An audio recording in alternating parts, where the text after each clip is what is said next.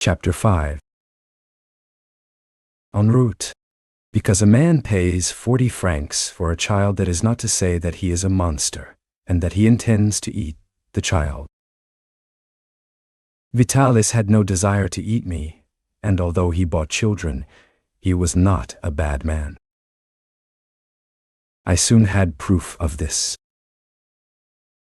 We had been walking in silence for some time.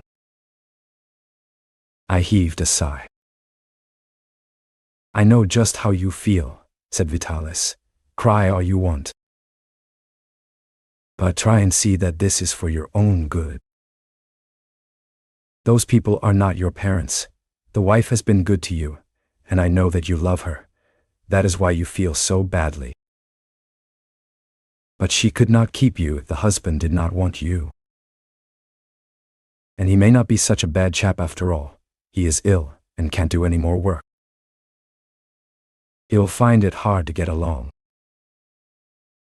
Yes, what he said was true, but I had only one thought in my mind. Perhaps I should never again see the one I loved most in the world. "You won't be unhappy with me," he continued. "It is better than being sent to the home. And let me tell you, you must not try to run away, because if you do, Capi and Zerbino would soon catch you." Run away? I no longer thought of doing so. Where should I go? This tall old man, perhaps, would be a kind master after all. I had never walked so far to stretch. All around us were barren lands and hills, not beautiful like I had thought the world would be outside of my village. Vitalis walked with big, regular strides, carrying Pretty Heart on his shoulder or in his bag, and the dogs trotted close to us. From time to time, Vitalis said a word of friendship to them, sometimes in French, sometimes in a language that I did not understand. Neither he nor the animals seemed to get tired. I was exhausted. I dragged my limbs along, and it was as much as I could do to keep up with my new master. Yet, I did not like to ask him to let me stop. "It's those wooden shoes that tire you," he said, looking down at me. "When we get to Ussel, I'll buy you some shoes." These words gave me courage. I had always longed for a pair of shoes. The mayor's son and the innkeeper's son wore shoes, so that on Sunday when they came to church, they seemed to slide down the stone aisles, while we other country boys in our clogs made a deafening noise. "Is Ussel far?" "Ah, that comes from your heart," said Vitalis, laughing.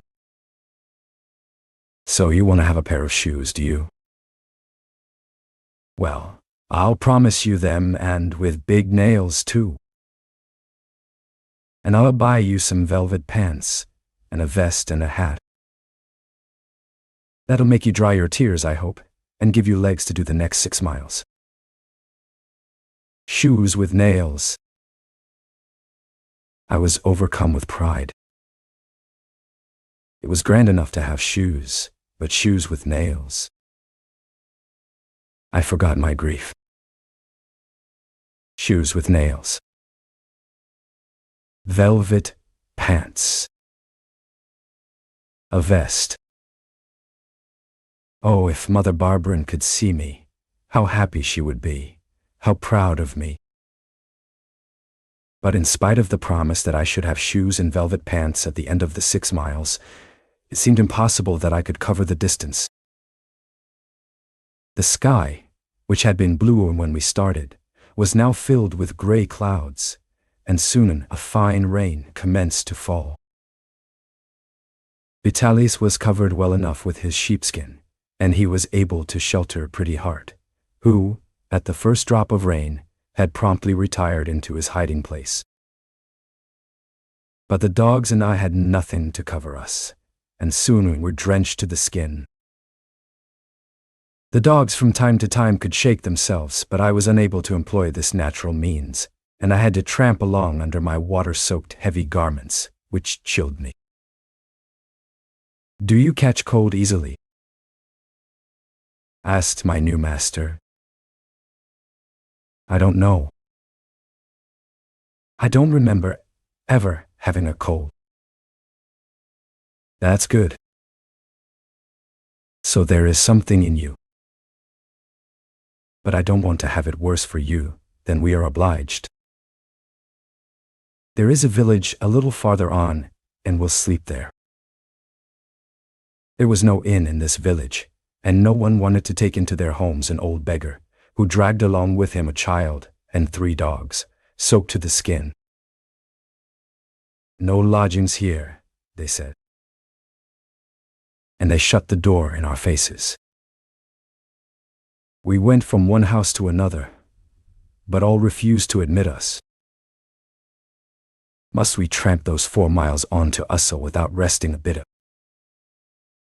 The night had fallen, and the rain had chilled us through and through. Oh, for Mother Barberin's house. Finally, a peasant, more charitable than his neighbors, agreed to let us go into his barn. But he made the condition that we could sleep there, but must have no light. "Give me your matches," he said to Vitalis. "I'll give you them back tomorrow, when you go."